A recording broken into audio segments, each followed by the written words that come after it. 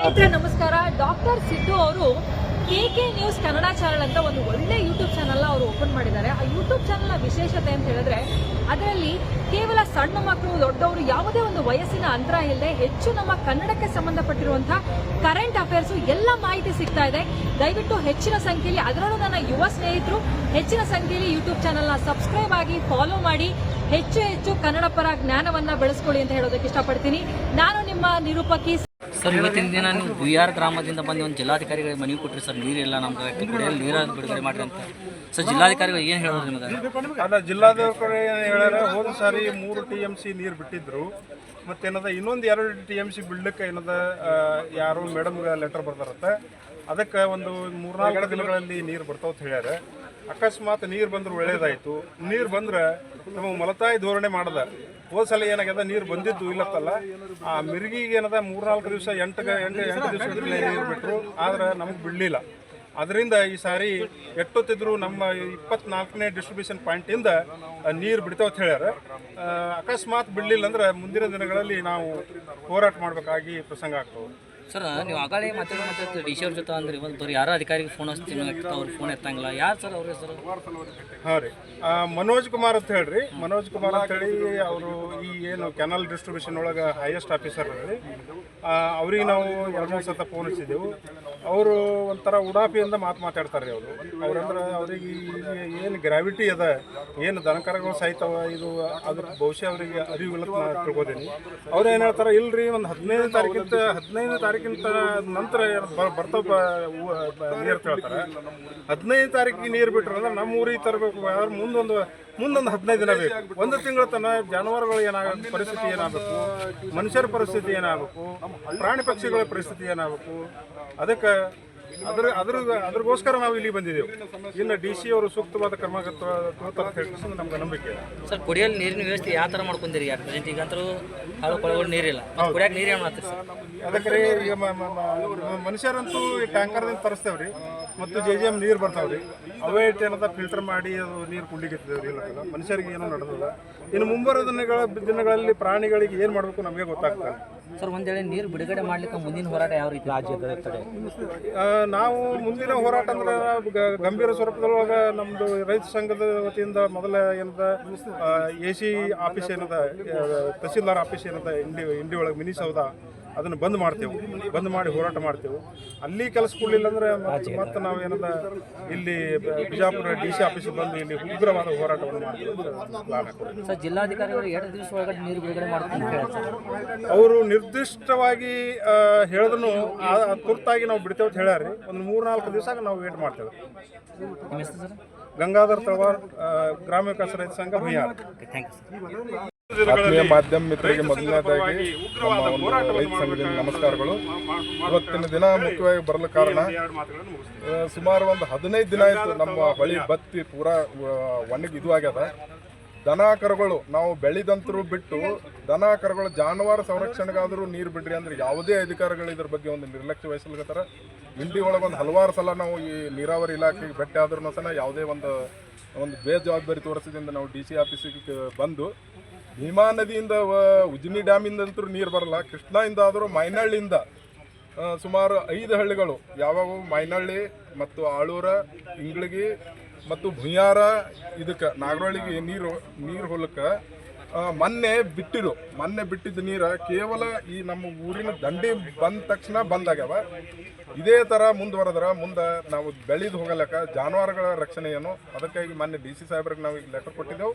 ಇನ್ನು 2 ದಿನಗಳಲ್ಲಿ ಅವರು ನೀರು ಬಿಡೋದಾಗಿ ಒಂದು ಭರವಸೆ ಕೊಟ್ಟರೆ, ಒಂದು ವೇಳೆ ಬಿಡದೇ ಇದ್ದಲ್ಲಿ ನಾವು ಒಂದು ಉಗ್ರವಾದ ಹೋರಾಟವನ್ನು ಇದು ಮುಂದುವರೆಸ್ತೀವಿ. ಸರ್, ಮೊನ್ನೆ ದಿನ 1 TMC ನೀರು ಬಿಡುಗಡೆ ಮಾಡೋದಲ್ಲ, ಹೌದು ಸರ್, ಅದು ಯಾರಿಗೆ ಬಿಡುಗಡೆ ಮಾಡೋದು? ಅದು ಮಾಡ್ಯಾರ್ರಿ ಸರ್. ಅದು ನಮ್ಮ ಊರಿಗೆ ಬಂದಿಲ್ಲ. ಅದೊಂದು ಬೇಕಾಗಿ ಸುಮ್ಮನೆ ಏನೋ ತಾವು ಬಿಟ್ಟಿದ್ದೇವನ್ನೋ ಒಂದು ಉದ್ದೇಶಕ್ಕಾಗಿ ಬಿಟ್ಟರ ನಮ್ಗೆ ಅನಿಸ್ತದೆ. ಬಿಟ್ಟು ಬೇಡ ಬಿಟ್ಟರ ಇದು ನೀರು, ಅದಕ್ಕಾಗಿ ನಾವು ಇಲ್ಲಿ ಬಂದಿದ್ದೇವೆ. ಯಾರು ಇದ್ರ ಬಗ್ಗೆ ಒಂದು ನಿರ್ಲಕ್ಷ್ಯ ತೊಗೊಳಕತ್ತಾರ. ಎಲ್ಲ ಅಧಿಕಾರಿಗಳು ಈ ನೀರಾವರಿ ಇಲಾಖೆಯಿಂದ ಇಂಡಿ ಒಳಗೆ ನಮ್ಮ ನಿರ್ಲಕ್ಷ್ಯ ತೊಗೊಳಕತ್ತಾರ. ಎಲ್ಲ ನಮ್ಮ ಕೆಲಸ ಬಿಟ್ಟು ಒಂದು 3-4 ಕ್ರೂಸರ್ ಜನ ನಾವು ಇವತ್ತು ಇಲ್ಲಿ ಬಿಜಾಪುರಕ್ಕೆ ಬರ್ಬೇಕಾಗ್ಯದ. ಒಂದು ವೇಳೆ ಇದೇ ಮುಂದುವರೆದ್ರೆ ನಾವು ಮುಂದಿನ ದಿನಮಾನದೊಳಗೆ ಇಲ್ಲಿ ಉಗ್ರವಾದ ಹೋರಾಟ ಮಾಡ್ತೇವೆ. ಯಾಕಂದ್ರೆ ನಮ್ಮ ನೀರಿನ ಹೋರಾಟ ಮಾಡೋ ಉದ್ದೇಶ ಏನಪ್ಪಾ ಅಂದ್ರೆ ನಾವು ಜಾನುವಾರುಗಳು ಸುಮಾರು ನೀವು ಒಂದು ಸರ್ವೆ ಮಾಡಿ ಮೀಡಿಯಾದವ್ರು ಬಂದು ಒಂದು 200-300 ದನಗಳು ಒಟ್ಟ ಕುಡ್ಲಿಕ್ಕೆ ನೀರಿಲ್ಲ. ಬೋರಿನೊಳಗೆ ಉಪ್ಪಿನಾಂಶ ನಮ್ಮಲ್ಲಿ ಸಿಕ್ಕಾಪಟ್ಟೆ ಹೆಚ್ಚದ. ಈ ಸದ್ದು ನಾವು ಒಂದು ಆತ್ಮಹತ್ಯೆ ಮಾಡ್ಕೊಂತ ಪರಿಸ್ಥಿತಿ ಒಂದು ನಿರ್ಮಾಣ ಆಗ್ಯದ. ನಮ್ಮ ಕಡೆ ಪೂರಾ ನೀರು ಬತ್ತಿ ಹೋಗ್ಯದ. ಏರುತ್ತಿರುವ ತಾಪಮಾನ ಇದು ಒಂಥರ ತೊಂದರೆ ಆದ್ರೆ ಗಾಯದ ಮೇಲೆ ಬರೆ ಎಳೆದಂತಾಗಿದೆ ರೈತನ ಬದುಕು. ದಯವಿಟ್ಟು ಈ ಮಾಧ್ಯಮ ವರ್ಗದವರು ನಮ್ಗೆ ಇದಕ್ಕೊಂದು ಸಹಾಯ ಮಾಡಿ ಸಹಕಾರ ಮಾಡಿ ತಮ್ಮ ಎದುರಿಗೆ ಸಾಹೇಬರು ಈಗ ಒಂದು ನಮ್ಗೆ ಭರವಸೆ ಕೊಟ್ಟಾರ. 2 ದಿನದೊಳಗೆ ನೀರು ಕುಡ್ತೀನಿ ಅಂತ ಹೇಳಿ ಭರವಸೆ ಕೊಟ್ಟಾರ. ನಾವು 2 ದಿನ ಕಾಯ್ದು ನೋಡೋಣ.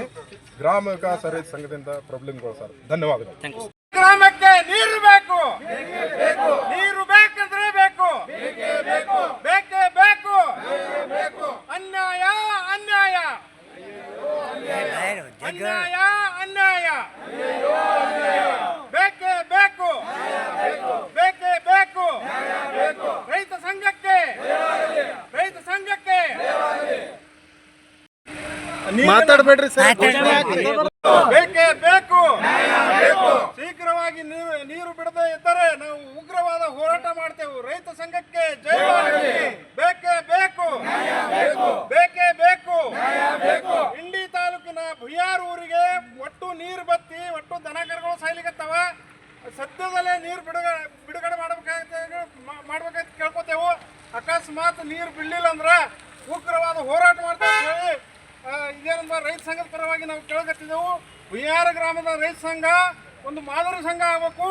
ಮತ್ತೇನದ ಈಗ ಅತ್ಯವಶ್ಯಕ ಎಷ್ಟು ಬೇಗ ನೀರು ಬಿಟ್ರ ಸರಿ, ಇಲ್ಲಾಂದ್ರೆ ಮುಂಬರುವ ದಿನಗಳಲ್ಲಿ ಉಗ್ರವಾದ ಹೋರಾಟ ಮಾಡ್ತೇವೆ. ಬೇಕೇ ಬೇಕು, ಬೇಕೇ ಬೇಕು.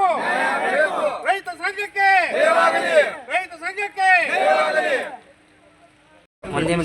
ಕೊಟ್ಟಿದ್ದೆವು.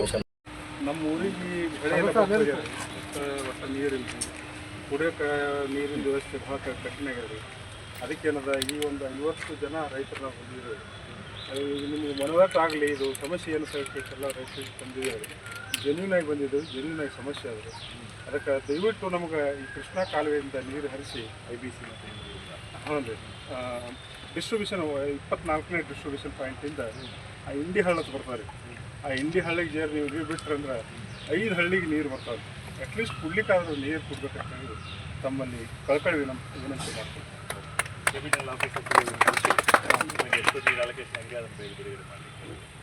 ಸರ್, ನೀರಾವರಿ ಇಲಾಖೆಯಿಂದ ನಮ್ದೊಂದ್ರಿ ಸರ್, ನೀರಾವರಿ ಇಲಾಖೆಯಿಂದ ನಮ್ಗೆ ಯಾವುದೇ ಪ್ರಶ್ನೆಗೆ ಒಂದು ಸರಿಯಾದ ಉತ್ತರ ಕೊಡಲ್ರಿ. AWS ಆಗಲಕ್ಕ ಯಾವುದೇ ಸಂಬಂಧಪಟ್ಟ ಅಧಿಕಾರಿಗಳು ನಮ್ಮ ಫೋನನ್ನು ಎತ್ತಲ್ರಿ ಸರ್, ರಿಸೀವ್ನು ಮಾಡಲ್ಲ. ಮಣ್ಣಿನ ದಿನ ನೀರು ಹರಿಸಿದ್ರಿ ಸರ್, ಇನ್ನೊಂದು ಸ್ವಲ್ಪ ಜಾಸ್ತಿ ಹರಿಸಿದ್ರೆ ನಾವು 3 ಟನ್ನೂ ನೀರಿಂದ ನಾವು ನಿಮ್ಮಲ್ಲಿ ಬರೋ ಅವಶ್ಯಕತೆ ಇರ್ತೀವಿ. 1 TMC ನೀರು ಹರಿಸುವ ಹೌದು ಸರ್, ಅದು ಬರೀ ಹಳ್ಳಕ್ಕೆ ಸಾಲಿಲ್ಲ.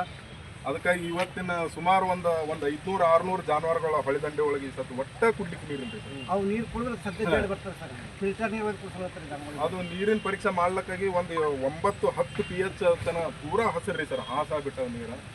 ನಮ್ಗೆ ಬೆಳೆ ಅಂತೂ ಹಾಳಂತೂ ಆಗ್ಯಾವ್ರಿ ಸರ್. ಎಲ್ಲ ಸಾಲ ತೆಗೆದು ಬೆಳೆ ಪೈಪ್ಲೈನ್ ಮಾಡ್ಕೊಂಡು ನಾವು ಬೆಳೆ ಮಾಡಿದ್ವಿ. ಬೆಳೆ ಅಂತೂ ಹಾಳಾಗ್ಯಾವ. ಕನಿಷ್ಠ ನಾವು ದನ ಕರುಗಳೇ ಉಳಿಸ್ಕೊಳ್ಳೋಂಥ ಪರಿಸ್ಥಿತಿಗೆ ದಯವಿಟ್ಟು ತಾವು ಇದಕ್ಕೊಂದು ಮತ್ತೆ ಇನ್ನೊಂದು ಸರ್, ಈಗೇನು ಕೆನಲ್ದಿಂದ ನೀರು ಬಿಡ್ತಾರಲ್ಲ ಸರ್, ಅಲ್ಲಿ ಮಲ್ತಾಯಿ ಧೋರಣೆ ಆಗ್ತದೆ ರೀ. ಏನು ಮಾಡ್ತಾರೆ, ಮ್ಯಾಲಿನ ಬಾಜು ತಿರುಗಿ ಬಿಡ್ತಾರೆ ರೀ, ಒಟ್ಟು ಮಿರ್ಗಿಗೆ ಹೋಗ್ತಾವೆ ರೀ. ಲಾಸ್ಟ್ ಟೈಮ್ ನಮ್ಮ ಭೀಮಾ ನದಿಗೆ ಏನು ನಮ್ಮ ಭುಯಾರ ಇಂಗಳಿಗೆ ಹಿರೇಬೇನೂರವಲ್ಲ ರೀ, ಅದಕ್ಕೆ ಬರೀ ಒಂದು ದಿವಸ 2 ದಿವಸ ಅಟ್ಟೆ ಬಿಟ್ಟಾರೆ. ಅಲ್ಲಿ ವಾರಗಟ್ಟಲೆ ಅಲ್ಲಿ ಮಿರುಗಿಗೆ ನೀರು ಬಿಟ್ಟಾರೆ. ಅದಕ್ಕೆ ಮುಂಬರುವ ದಿನಗಳಲ್ಲಿ ಆ ಥರ ಆಗದಂಗೆ ಸರ್. ಈಗ ಆಸಿಂಗಾಳ ಮತ್ತು ಈ ಮಾರ್ಚನಹಳ್ಳಿ ಅಲ್ಲಿ ಯಾವಾಗಲೂ ನೀರು ಹಿಡಿತಾವ, ನಮ್ಮ ಕೆನಲ್ಗೆ ಯಾಕೆ ನೀರು ಬರಲ್ಲ ಸರ್? ಒಬ್ಬರು ಅಧಿಕಾರಿಗಳು ಇದಕ್ಕೆ ಒಂದು ಬೇಜವಾಬ್ದಾರಿ ಮಾಡಲಿದ್ದಾರೆ ಸರ್. ದಯವಿಟ್ಟು ಇದು ನೀವು ಒಂದು ಇದು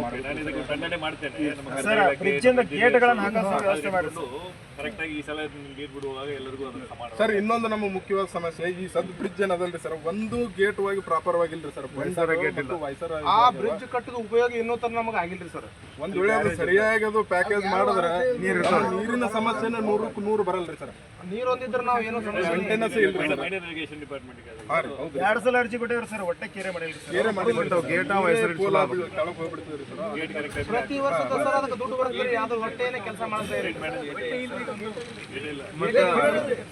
ದುಡ್ಡು ಎತ್ಕೋತಾರ ಪ್ರತಿ ವರ್ಷ ದಯವಿಟ್ಟು ನಮ್ಮ ಊರಿಗೆ ಒಂದ್ಸಲ ಬರ್ಬೇಕ್ರಿ ಸರ್. ತಾವು ಹಿಂಗೆ ಸರಿ ನಮಗೆ ಬಿಸಿಲತ್ತ